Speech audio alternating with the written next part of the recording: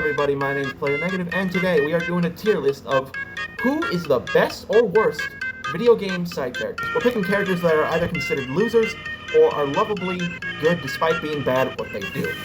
Our tier list starts with an asset, a character who may have some flaws but is very important and the team could not function without them.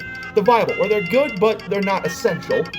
Needed, where they could be helpful or required for the situation. A tag-along, okay, a sidekick, and a liability, which is just basic trash. Alright, let's start off with the first character, Lanky Kong. Now, if you don't know who this is, he's from the original Donkey Kong 64 game. He's one of the Kong family members, and to be honest, he has a few issues with himself. He's kind of goofy, but I wouldn't say he's completely useless, but due to the fact that he's not really in a group and that he just, goes on his own since he's only one of the characters you can pick, I would have to say he's okay. He's okay, to say the least. Next up, Donald Duck. Now, I didn't just choose a standard Donald Duck, I chose the Kingdom Hearts Donald Duck, which, as you know, he's meant to be a healer in the game. But the thing about him is that he doesn't really do that unless you turn on settings for that. It's been a recurring meme that he actually constantly isn't helpful when Sora or any members in the party need healing. However, he is well-versed in magic, he is very helpful in other instances, so I would have to say that he's viable.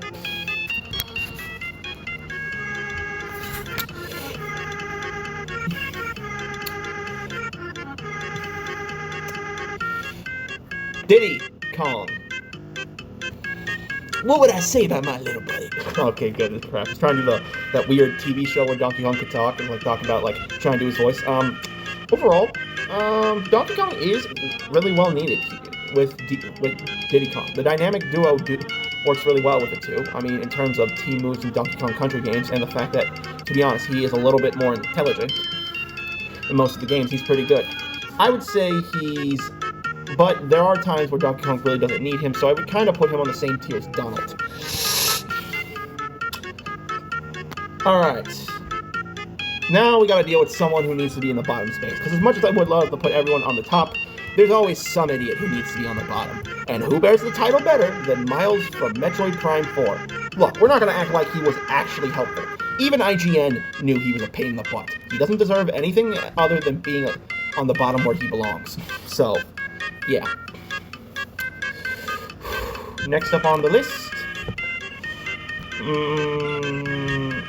I would have to say Mr. Game & Watch goes into the assets area. I mean, do I really have to explain why? 2 number 9s, a number 9 large, a number 9 with extra dip, a number 9, 2 number 9s, 1 with cheese, and a large soap. Alright, who else is on the list? Let's take a moment to take a look at here. Needed, but not that really required. I say that would have to go to Navi, because while the hints are useful at times, most of the time Navi is just an annoyance who not many people want to be around, so yeah. Omo Chow from these 3D Sonic games.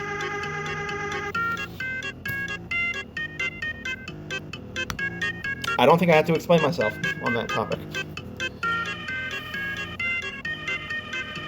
Palutena from the Kid Icarus series. Now, personal bias of how I hate her aside, she is helpful when it comes to giving Pit weaponry, tools, and the things he needs to fight back. However, it's been shown in 2 games prior to the 3DS that he doesn't really need anything else besides the bow and arrow, so I would kind of have to say that she's not useless, but not really required, so I would put her in the tag-along tier. I know a lot of people who like that character are gonna be pissed off, but would you really want her around in real life too? She's super annoying. She doesn't actually respect you as a person. She insults you a lot. There's nothing that justifies that. The Stoat from Inscription.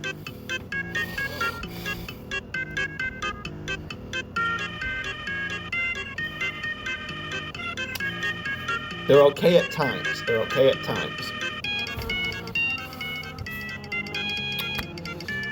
Glass Joe.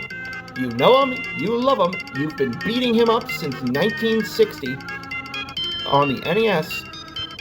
Where would he go? Well, let's start off with the obvious factor. Why Glass Joe is a loser to an extent, he did get one good win. And that one good win was against the final boss in Super Punch-Out, Nick Bruiser. So, the fact he could take out someone like him, but fails when it comes to a 17-year-old who's only 107 pounds, say anything. I say he's needed. Because how else is the player going to get used to the controls, and how are they going to have the confidence to keep moving forward without this guy around? Slippy Toad from Star Fox. Psychic. Constantly getting himself in danger, constantly getting himself hurt. I don't think I need to explain myself any further. Morgana from Persona 5.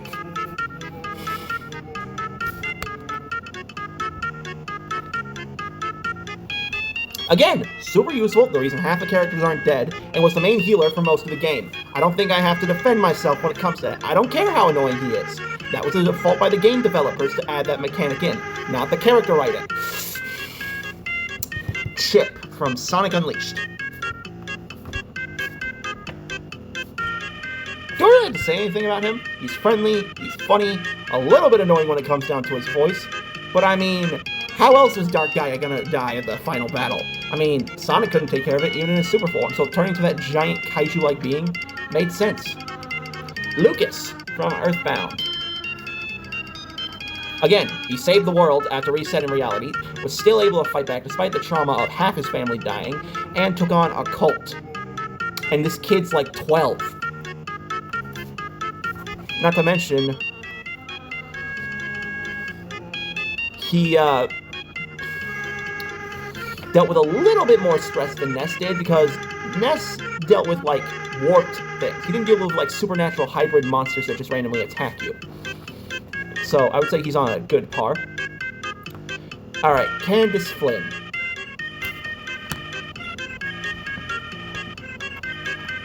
Bite me. Muffet from Bluey. Again, useless. Completely useless. She's just a very annoying character who represents the side of being a parent that no one likes. It's just like, she's just annoying. She reminds me of my sister, to be honest. Ellie from The Last of Us. Now, this is before the second game, so I could actually say they're, needed. They're needed.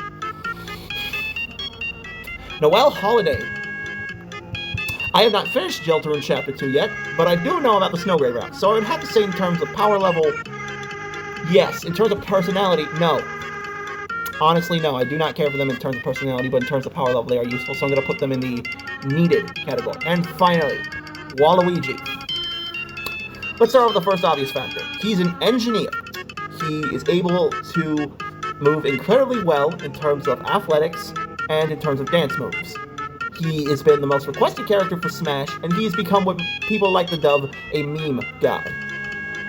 Where else would I put him except an asset? Because without him, Wario would never be able to do half the stuff he's been able to accomplish. And, I mean, we all love the Waluigi arc. Am I right? Am I right? Well, that's all for today. I'm Player Negative. If you want to update the tier list, let me know, and I'll see you later.